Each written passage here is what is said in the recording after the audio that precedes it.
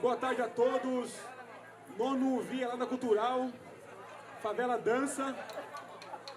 A mesa é o Bicho Grafite no Contemporâneo. Com Maíra Pinheiro, Thiago Cali, João França e o Tinho, queridão. Para começar, podia falar um pouco do que faz e como é que começou a pichar ou grafitar. Começar com a Maíra, né, que é a única dama da mesa. Bom, sou a Maíra, eu tenho 26 anos, eu sou uma pichadora recente, se é que eu posso me denominar assim. Na verdade, eu vim parar aqui nessa mesa e nessa discussão porque eu rodei na Lei do Dória e acabou tendo uma repercussão enorme essa história. E aí, a partir disso, eu fui me aprofundar mais no debate jurídico sobre a perseguição à pichação.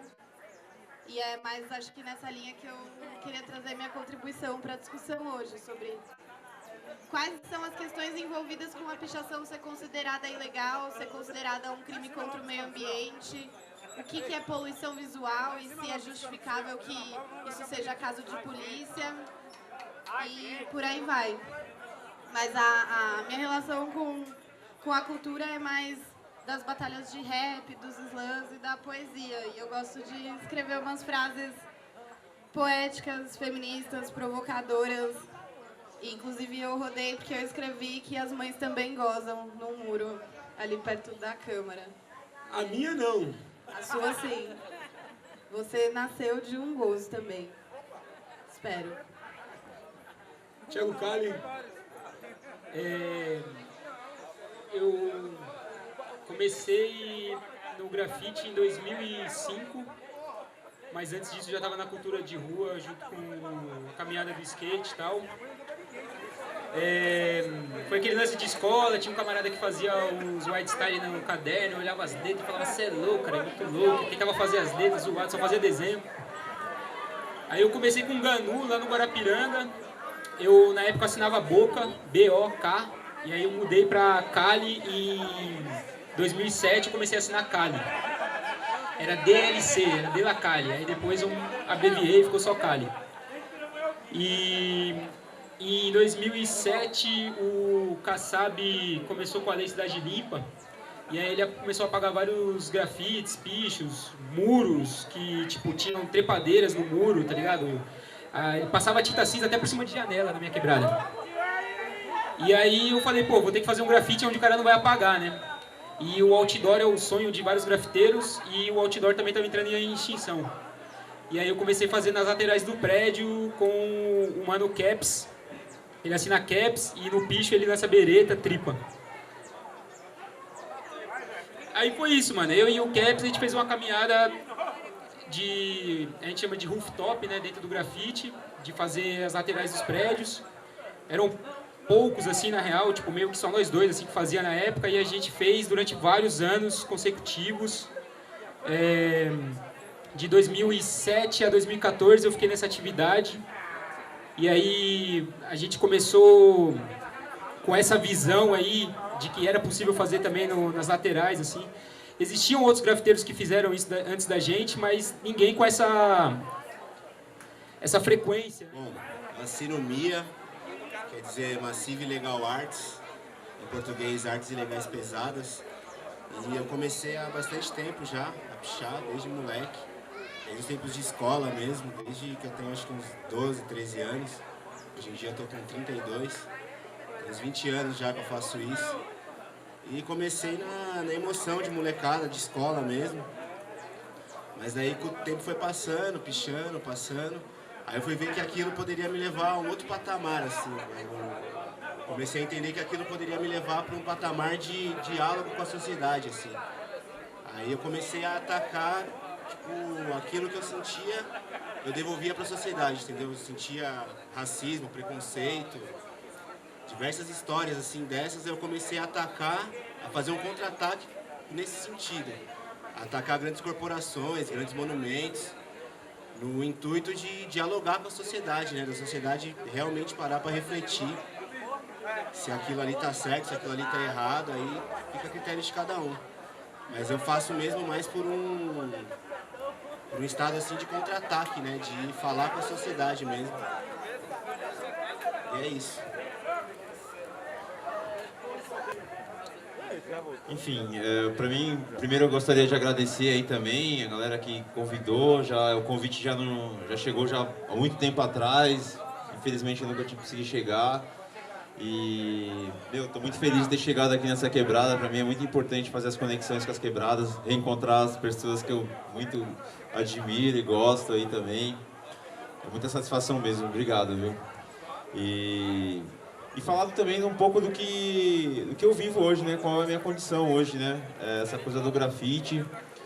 Eu comecei, né? Quando eu comecei, comecei desde quando eu entrei por gente. Então, é difícil fazer uma linha quando eu comecei a fazer grafite, porque eu acho que eu sou muito mais do que o grafite, tá ligado? Eu falo assim, a minha pessoa humana. Eu comecei a fazer grafite em 2003.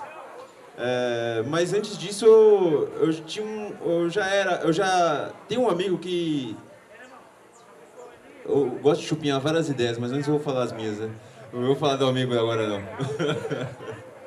Mas tinha um lance que era de ver, sempre gostei de arte, estudei em escola pública, sou lá do Grajaú, tá ligado? É uma cena difícil também de você se sentir sensibilizado diante do endurecimento do cotidiano, né? Tá falhando ainda, vocês vão pegar o que importa, talvez, né? O que dá, né? Tô enrolando demais, né? Já podia falar 10 minutos, né? Falou pra me falar, então eu posso falar bastante, né? Que não tem nenhum raciocínio linear aí também, gente, desculpa. Então, assim, eu comecei fazendo grafite querendo expressar o meu umbigo, né, mano? Falar de mim, falar das minhas inquietações. E depois de um tempo eu comecei a perceber que eu não conseguia nem falar comigo mesmo, né? Eu ia pra rua, escrevia o que eu queria, fazia, mas eu não estava dialogando com isso. Logo na sequência, me foi dada a oportunidade de também ensinar grafite, né? Dar aula de grafite. E aí eu acho que foi um marco muito importante, assim, na minha vida, né, meu? Porque tendo que compartilhar um pouco da minha caminhada, eu comecei a olhar também para ela também, né? E o que eu vou fazer nisso tudo, né? Qual que é essa relação do grafite, uma arte pública, como ela chega nas pessoas, né? Enfim, então de 2005 em diante, acho que comecei a dar oficinas de grafite. Eu comecei a querer entender o que tem no grafite para além do muito louco, né? Para além do radical, do style. E aí a gente foi estabelecendo relações, né? Dizem que o conhecimento se dá na relação entre as coisas, né? Eu fui fazendo relações do grafite com as pessoas, com o lugar onde eu morava, com a juventude também, né? Porque parte desse muito louco vem da juventude, né? A gente era muito louco, eu era bem louco mesmo. Hoje eu acho que eu estou bem menos. Mas é isso. Para Maíra agora, né, entrando na questão jurídica, né? O prefeito sancionou uma lei agora que você paga R$5.000 se você pichar o muro, né? Você está acrescentando uma coisa, mas se você bater com o seu carro no muro de um cidadão e derrubar o muro, você não paga nada. Como que é isso, Maíra? Então, no começo, o picho e o grafite era uma questão de dano ao patrimônio. Então você tem o crime de dano, que está lá no Código Penal, que tinha uma pena de 1 a 6 meses. E se for no patrimônio público, era de 3 a... não vou lembrar, mas é um pouquinho maior. Com a lei dos crimes ambientais, você teve uma mudança na forma de tratar o picho e o grafite. A primeira versão da lei dos crimes ambientais não diferenciava picho e grafite, e ela estabelecia uma pena maior. E a grande diferença é que deixou de ser uma questão de você danificar o patrimônio para ser uma questão de poluição visual e meio ambiente. E aí a gente tem o primeiro problema. Porque a noção de poluição visual é basicamente a lei dizer o que é bonito e o que é feio e criminalizar o feio a partir de uma perspectiva de que o meio ambiente precisa ser protegido da poluição visual e a paisagem urbana precisa ser homogeneizada. Isso é um objetivo do Estado de realizar, de deixar a paisagem urbana o mais homogênea possível, e aí veio o picho e o grafite e rompem com isso. Então esse foi o primeiro problema, quando foi para a esfera criminal. Então hoje, aí depois você teve uma mudança da lei para que o grafite deixasse de ser crime ambiental. A diferença entre o picho e o grafite é muito tênue. Tem situações em que parece bastante óbvio o que é um picho e o que é um grafite, mas tem situações em que as coisas ficam mais ou menos parecidas. E de certa forma, o grafite passou a ser tolerado porque, em alguma medida, ele foi incorporado pelo mercado. E aí teve essa necessidade de diferenciar, o que aprofundou a perseguição ao picho. Com essa lei do Dória, além da punição na esfera criminal, você assina um termo circunstanciado na delegacia e responde a um processo criminal depois, você tem a punição administrativa. Ela prevê a multa de R$5.000, e você pode deixar de pagar a multa se você fizer um termo de recuperação da paisagem urbana. Nesse termo, a prefeitura pode impor como consequência meio que o que ela quiser, além de você reparar o dano. Então você tem que ir lá, desfazer a pichação, e além disso, você pode ter que fazer outras coisas. Ou fazer, por exemplo, uma intervenção no grafitódromo gourmet que o Dória vai criar agora em vários pontos da cidade, que é o tal do Museu da Arte de Rua. Ou então frequentar um curso de prevenção à pichação da Secretaria Municipal de Cultura, que a gente chama de Proerd do Picho, entre os íntimos. É uma coisa muito imbecil, assim, todas essas punições. Para além desse problema, a gente tem a questão da proporcionalidade. Se você dirigir embriagado e botar a vida de uma série de pessoas em risco, a multa é de R$2.900. Agora, se você escrever uma frase num muro, a multa é de R$5.000. Você pode fazer o acordo e deixar de pagar a multa, mas isso não impede a reincidência, o que faz com que essa lei seja mais grave do que as leis de natureza criminal. Se você for pego de novo, a multa é de R$10.000. E o que é isso, na verdade? Vem de uma política de segurança e de lidar com a cidade, que é aquela questão da teoria das janelas quebradas, que funciona da seguinte forma. O Estado acredita que, reprimindo as infrações menores, as maiores vão deixar de acontecer. Isso é uma teoria furada, ela não se sustenta, ela só gera mais encarceramento, mais criminalização da juventude, mais perseguição policial e arruma mais questões da vida para serem resolvidas com repressão. E não impede que os crimes mais graves e maiores aconteçam. Além disso, você tem o problema de você ter uma criminalização de um dano que é estético. É uma criminalização de algo que algumas pessoas que fizeram uma determinada lei resolveram dizer que é feio. Quando eu rodei, teve uma repercussão grande na imprensa e eu recebi muitas mensagens de ódio, muitos xingamentos, porque a delegacia passou meu celular para os jornalistas e as matérias todas apareciam com meu nome completo, com foto minha do Instagram, fotos até da minha filha nas matérias. E eu recebi muito ódio, eu não tinha ideia do quão impopular era a questão da pichação até eu rodar. Eu sabia que as pessoas tinham reservas, mas essa campanha midiática, porque a gestão Dória é uma gestão midiática, é uma gestão que pouco faz de concreto, prejudica concretamente muito a vida das pessoas, com as políticas de saúde, de educação e tudo mais, mas é uma gestão que ela é muito mais do marketing do que das ações efetivas. Então, essa repercussão toda da perseguição ao picho, ela é uma jogada de marketing. E qual que é a sacada dela? Criar inimigos. Porque quando você tem um inimigo, o pichador, ela não é uma perseguição à questão da paisagem urbana, tanto quanto ela é uma perseguição ao pichador. Ela é mais uma perseguição ao transgressor do que à transgressão. Comigo ainda foi mais tranquilo, porque eu estudo Direito na USP e eu consegui professores para serem meus advogados, então não vai acontecer nada comigo. Eu já sabia na hora que eu rodei que não ia acontecer nada comigo. E a gente ainda quer pelo menos aproveitar essa deixa para fazer uma defesa da hora que vire precedente para o resto das pessoas e levar essa discussão sobre como lidar com a situação se você rodar. e levar a discussão sobre como essa lei é ilegal e ela atenta contra questões sérias, como a liberdade de expressão. Porque, por mais que as pessoas não entendam e não gostem de tudo que a pichação representa, ela ainda é uma forma de expressão de grupos organizados e uma forma de ação política. Mesmo que ela tag, que o cara vai só escrever o nome dele lá no muro e que não tem nenhum objetivo político mais direto, ela é uma forma de ação política, porque ela é uma intervenção no espaço urbano. Ela é uma intervenção no cinza.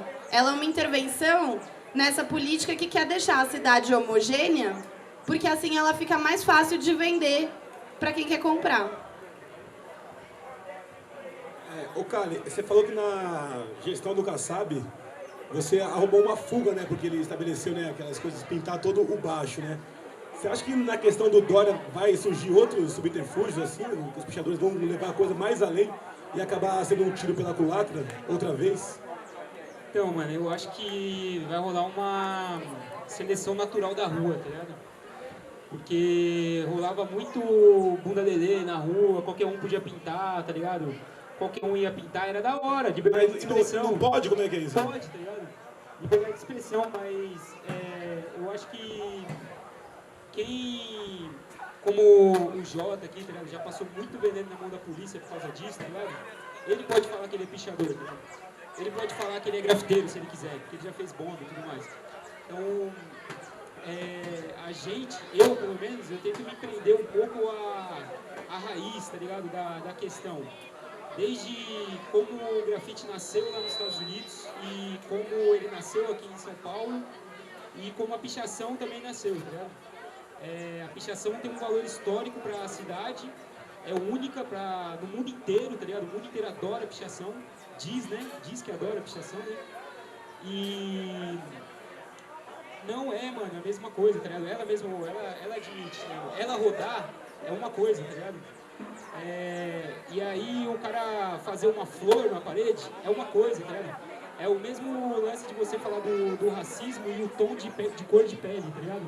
Quanto mais escuro, maior o preconceito, tá ligado? Então, quanto mais próximo da pichação, maior a repressão, tá ligado? Mais o cara que tá na rua vai correr o risco de apanhar ali mesmo, tá ligado? Mano, já teve cara que tomou um tiro pelas costas e quando ele tava fazendo um throw-up numa porta de aço no centro. O Audi morre pichando, né, no centro, né? O Audi mais um, que eu não lembro o nome. Sim, mano. Os caras são mortos, tá ligado? As pessoas são mortas, tá ligado? Por causa disso aí. E são pessoas que estão há anos na rua fazendo isso, tá ligado? E essas pessoas aí, tá ligado? Já viveram experiências traumáticas e... são elas aí que estão dispostas a fazer o bagulho continuar vivo. O grafite, quando ele nasceu, ele não era uma coisa bonita, mano. O grafite não era bonito, ele era feio pra caralho, ele era agressivo pra caralho. Ele incomodou muito a cidade de Nova York, lá onde ele nasceu, tá ligado? Do mesmo jeito que a pichação incomoda aqui, mano. Então, uma coisa é grafite, outra coisa é street art, tá ligado? Uma coisa é você rodar fazendo uma flor, outra coisa é você rodar escrevendo com um spray preto, tá ligado? Então, mas já tem gente vendendo folha de picho a 5 mil, 2 mil reais, pelo que eu tô sabendo aí. Como é que vai ser isso? Vai entrar na questão da arte e os grandes galeristas do mundo estão dizendo que a arte da pichação é a arte mais viva no momento, né? Que ainda mantém o risco no fazer, né? O risco de vida, inclusive, né? Sim. Como é que você acha pra onde que vai caminhar isso? Você acha que um dia a sociedade vai aceitar o picho? E já dentro da pergunta, se o Dória conseguir essa limpeza na cidade, né? Conseguir deixar essa cidade limpa, o que vai entrar no lugar da pichação? E se é que vai entrar outra coisa? Eu acho que só a pichação vai prevalecer, mano. Porque o grafite, ele já tá decaindo muito, assim, dentro do que é verdadeiro, né? Na minha visão. Eu acho que a pichação é a única coisa que prevalece, né? A pichação já sofreu vários tipos de perseguição aí no longo da história dela. E o que eu sei, mano, é que vai ser mais difícil pintar na rua, tá ligado? Vão ser poucas pessoas que vão se dispor a correr o risco de pagar uma multa de 5 mil ou prestar serviço e aí vira reincidente e aí a multa vai pra 10 mil, tá ligado? São poucos que vão correr esse risco. Tá ainda dentro da pergunta ainda de levar o risco e levar o picho, né? Já tem gente pensando em criar um fundo para bancar esses pichadores que estão rodando, né? Para pagar esses 5 mil reais. Sim. O cara acessaria um fundo que Isso é pode ser massa. internacional e tal. Já tem gente pensando nisso, né? Então já estão arrumando os subterfúgios, né? Sim, sim. Eu e o próprio Jota tava pensando numa Kombi que resgata os pichadores que rodaram, que quebraram os pés, que tomaram choque, sabe? Sim. Então a galera já tá se organizando. Voltando, acho que o prefeito vai dar um tiro no pé? Vai Eu acho que- emporcalhar mais a cidade com essa questão ou não? Mano, eu não sei se vai responder a sua pergunta, mas é uma teoria que eu criei pra esse lance dele ter apagado todo o mural da 23 de maio. Quando o prefeito ele tá no poder, mano, ele tem que dar um jeito de deixar o nome dele ali na história, tá ligado? Um legado. Aí geralmente o Maluf, ele vai lá e constrói avenidas, tá ligado? O maior legado, um dos maiores legados do Haddad foi o maior mural da América Latina, tá ligado? Então, de imediato, o que o Dória fez foi apagar o legado do Haddad, tá ligado? Ele quis apagar aquilo da memória. Vai dar mó burburinho, passa um ano, a galera esquece. Aí ele diz que ele inventou a roda e agora o lance é o mar, tá ligado? O Museu da Arte Urbana. Então, ele fez isso, mano. Ele quis apagar um legado, mano. Ele já deu um tiro no pé, tá ligado? Mas a população é medonha, mano. Foi a população que colocou ele lá, tá ligado? Tipo, o cara pode dar um tiro nos dois pés, tá Os ligado? votos nulos e brancos foram maiores do que os votos oferidos pelo prefeito. Sim, mas a população que votou nulo e branco talvez tenha colaborado pra ele chegar lá, tá ligado? A população, quando vota nulo ou branco, ela não tá tirando a responsabilidade dela, tá ligado? Ela tá se colocando numa outra posição, mas a responsabilidade continua lá, tá ligado? Eu sinceramente acho que o Dória deu um tiro no pé a partir do momento que ele pensou em começar uma guerra contra a pichação, assim. Que é, uma parada que muitos já tentaram, muitas coisas já aconteceram e nada mudou.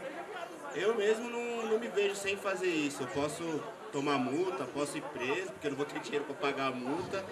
E quando eu sair de lá, eu vou continuar fazendo do mesmo jeito, cara. E por que você é tão agressivo com a cidade de São Paulo, ô, João? Porque a cidade é agressiva comigo, né, cara? Uma resposta toma lá da cá, né?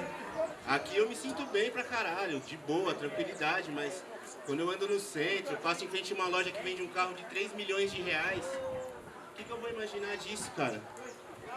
Eu, às vezes, não tenho dinheiro pra comprar o almoço pra minhas filhas, tá ligado? E passo em frente a uma loja e vejo um carro sendo vendido a 3 milhões de reais. O mínimo que eu posso fazer é tirar o sono desse cara, velho. É o mínimo. Então, eu acho muito bonito quando o negro, o periférico, né, consegue tirar o sono do dono da Rolls Royce, né, que dobra um travesseiro de pena de ganso, né? O sono do dono do Santander, por exemplo. Eu acho muito legal isso, velho. Como é que você se enxerga nesse papel assim? Você, um negro, pobre, periférico, afrontando um capital tão grande, né, que é a Rolls Royce, a Ferrari, a Porsche, né? Esses símbolos do capital. Que, por exemplo, aqui a galera degrada o próprio ambiente, né? Joga lixo, joga entulho, deixa os carros velhos na rua para cortar as crianças, tem escorpião ali na praça. Mas quando ele vai na cidade, que é dos burgueses, ele acha horrível que tá pichado, que o cara riscou o barba-gato, que é um símbolo bem ridículo, né? De cultuar, né? Aquele empurra-empurra que é ridículo também, que a gente nem sabe que aquele símbolo tá para matar a gente, de fato matou e perseguiu nós negros. Como é que você vê isso, né? Não um espelho contrário, como é que é isso, né? É, como eu falei no começo, né? Eu apenas devolvo aquilo que eu tenho, né? A lei do retorno. E como você falou antes da estátua do Borba Gato, dos próprios bandeirantes, é uma parada que, mano, pra mim é surreal, tá ligado? É tipo, como pode ter um monumento homenageando alguém que caçava o nosso povo, tá ligado? Alguém que veio de outras terras pra dominar a nossa terra. Milhares de coisas homenageando pessoas que não têm peso simbólico nenhum, pelo menos pra mim, tá ligado? Não, tem um peso simbólico negativo, né? Não, sim, muito grande, por sinal. Aí eu vou, chamo a atenção pra esse monumento, aí, você vê lá, tipo, 100 comentários. 5 comentários porra, que foda, você foi lá, tipo, mostrou sua atitude, pá. Mostrou que isso daí tá errado, que eles eram assassinos, bandeirantes, tal. E, 95 comentários, porra, estragou uma obra de Vitor Brecheret. Mano, Vitor Brecheret era brasileiro, velho? Não era, mano. É italiano, Brecheret, não era assim? É, italiano. Eu já vi um grafiteiro, mano, xingando ele, mano. Grafiteiro, tá ligado? Então, agora eu quero entrar nessa onda do grafiteiro te xingando, né? Porque, pelo que eu sei, né, você e o Gasper lá, né, outro parceiro, que agora na questão do Borroco, vocês colocam essa ação no nível científico bem legal, que eu acho, colocar o grafite no nível científico, eu acho muito interessante isso. E aproxima mais a sua ação do carnaval do que do hip hop, né? Então, você acha que a sua onda é a primeira arte de rua autenticamente paulista ou paulistana? Como é que você vê isso, né? Essa aproximação mais com o cavaquinho do que com as picapes, né? Porque o elemento do hip hop é picape.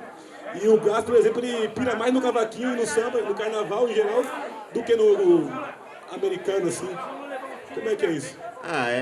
É bem isso que você falou, né? O cavaquinho no meio da picape, né?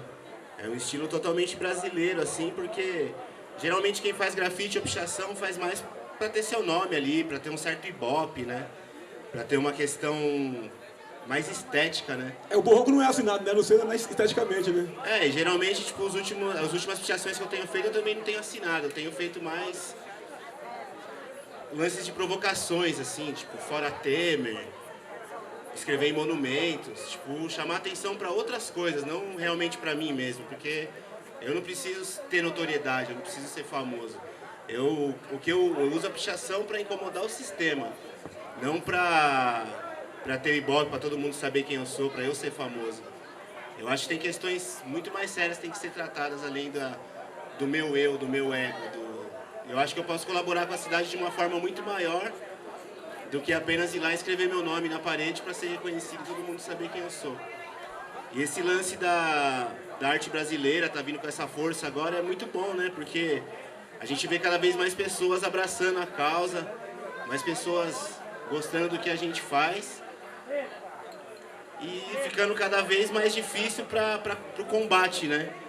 Nesse lance do Dória querer combater, ele não vai chegar em lugar nenhum, velho.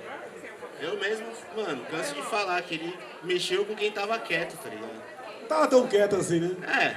Não tava tão quieto, mas... Meu, tem gente escalando prédio de 15 andares por fora aí, velho. Você acha que o cara tá se preocupando com multa de 5 mil reais, velho? Isso é louco, não... tem coisas que não tem lógica, né? Mas... a luta continua, mano. Da hora, Tim. Você acha que um dia a população vai enxergar o grafite como um monumento da cidade, assim, e vai respeitar mais? E você acha que o grafite vai chegar numa base 3D, assim? Os grafiteiros vão evoluir para uma base 3D, como são os monumentos? Tipo, eu acho, né? Tipo... Assim, na verdade, cara, eu adoro os clichês, né? Aquela ideia, tipo... né? Só sei que nada sei. É tipo isso, alguma coisa do tipo. Então não sei dizer nada sobre isso. Falar sobre contemporaneidade me parece muito difícil, em épocas atuais, sobretudo. Eu acho que a gente vem de um movimento também, aprendi uma ideia, a gente é ser sócio histórico, né? A história ajuda a gente também a ter um pouco noção, um pouco do que a gente vive no nosso contexto atual, né? Então o grafite, a pichação também... Ela vem de um movimento... Dizem que a juventude vai até os seus 30, né? Mais ou menos. Mais ou menos, né? A gente tá chegando nos nossos 40, então, ou seja, a gente tá ficando adulto quase agora também, né? Agora que a gente tem um espaço como esse para poder discutir questões como essas. Agora que a gente tem um prefeito CEO, né? Que é um gestor, né? Na verdade, né? Que não manja porra nenhuma de política pública, né, mano? Não manja nada da nossa cultura. E agora que a gente também se coloca numa condição de reagir um movimento que nos reprime, né? Porque tava tudo muito na mão, né? Sem zoeira, eu acho que, assim, eu vim de uma geração que eu comecei a fazer grafite muito fácil. Não tive dificuldades para poder ir pra rua, para poder me jogar. A gente sabe que a polícia é a polícia que a gente conhece, não é outra. Né? E sempre eu soube, né, mano, que quem tá na rua tem que ter pra trocar, meu irmão. O BO, você tá... Não digo que eu tô errado, tá ligado? Também não sou de todo legalista, mas... Então você vai ter que ter pra trocar, mano. Se você falar, é nóis e pá, é só tapa na orelha, tio.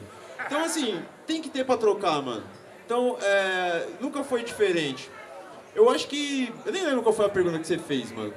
Se a população um dia vai enxergar o grafite como enxerga os monumentos, né? Com respeito, com admiração. Eu acho que não, porque eu acho que o grafite nasce de uma contracultura, ele nasce para poder incomodar mesmo, tá ligado? Ele vem de uma... Mas eu acho que mais do lance do incomodar, que eu acho que a gente tem que superar também, a gente vem também, mas a gente sofreu muito, mano. Nosso povo, nossa cultura sofre até hoje, tá ligado?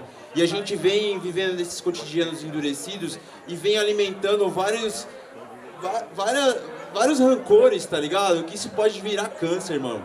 Eu acho que a gente tem que cuidar, tipo, mais do que às vezes eu ter que responder, Dória vai se fuder, eu quero falar com a molecada que tá chegando agora, tá ligado? Que, mano, você tá fazendo, agora faz aquela sua pichação, mas faz com inteligência, porque os caras são burros, tá ligado? A gente vem vivendo nesses cotidianos endurecidos e vem alimentando vários rancores, tá ligado? Que isso pode virar câncer, mano.